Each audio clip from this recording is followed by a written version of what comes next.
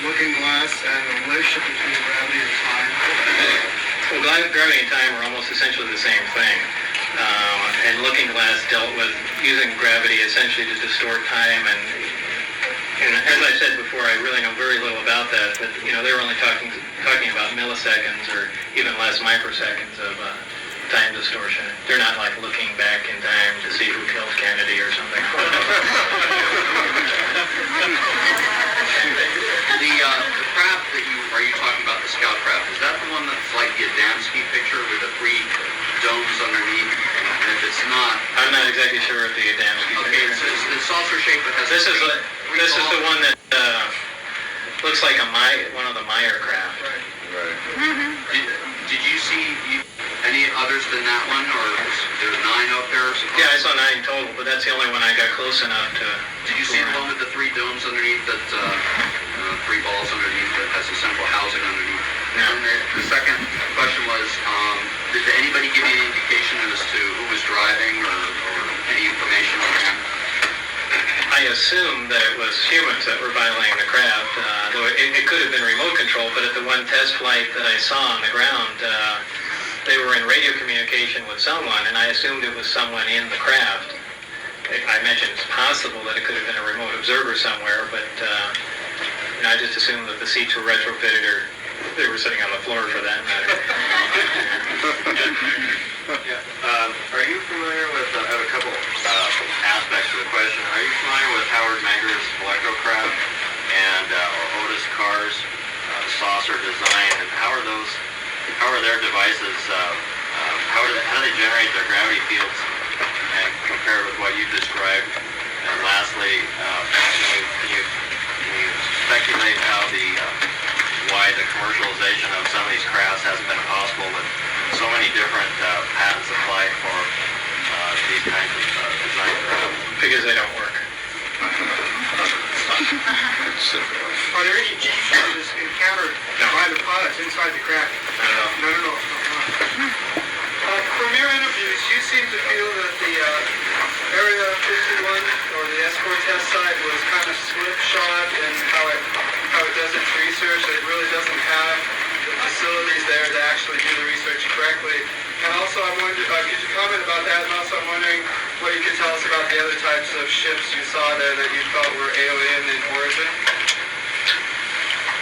Well, as far as the research at S4, that was kind of slipshod. Just because mainly it was being done from a military point of view. If anything, it was a weapons development program, and they were more concerned about duplicating the technology, not really duplicating the technology, duplicating the hardware, as opposed to back engineering the technology to find out how these theories actually work and what's going on with them. And so they really weren't taking the scientific approach, and that was causing some dissension. I don't remember the second part of the question. Just what other types of ships did you see that might have been alien in origin? I only saw them, and they varied in shape, but I was told they had the same identical power and propulsion system, and that's the extent of my knowledge on them. What about shape? They varied completely in shape. You had the military out there supposedly working with the aliens. Did you ever get inference from them that it was a positive or a negative situation? In other words, when they brought up, when they were talking about the aliens or whatever, was it a positive or a negative type slant on them? Well, they really didn't talk about the aliens. The only time I ever heard anybody mention anything about an alien, someone, and I'm just assuming that, someone called the thing a gourd. And that was it. I heard it in the middle of a conversation, and they stopped talking when I got up to them, so that was the thing. This question to the interior of the sports model. I know you have made reference to the power system in the center of the craft, and there were small seats that were low to the ground. How about consoles or displays or any kind of instrumentation? Nothing along those lines, but what I call the console, there are 3 seats. If you look at the bottom level, there's 3 amplifiers in a triad formation. Directly above each one is something I call a console, and I think that's a secondary part to the amplifier, and an analogy to that would be the actual amplifier, and the thing hanging underneath would kind of be a speaker if you're talking on audio terms. So Is there any kind of control or light or indicator? no, No light switch?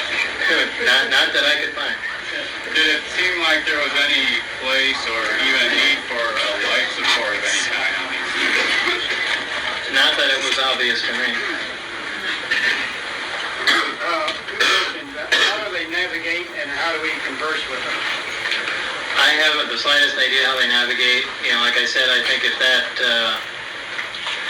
whatever controls the configuration of the amplifier is the focusing, which is basically their navigation, is most probably on the upper level of the craft that I didn't get to look at it. And as far as the conversation between them, your guess is as good as mine.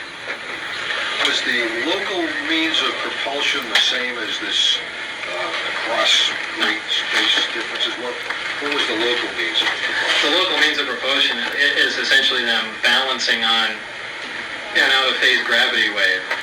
And it's not as stable as you would think.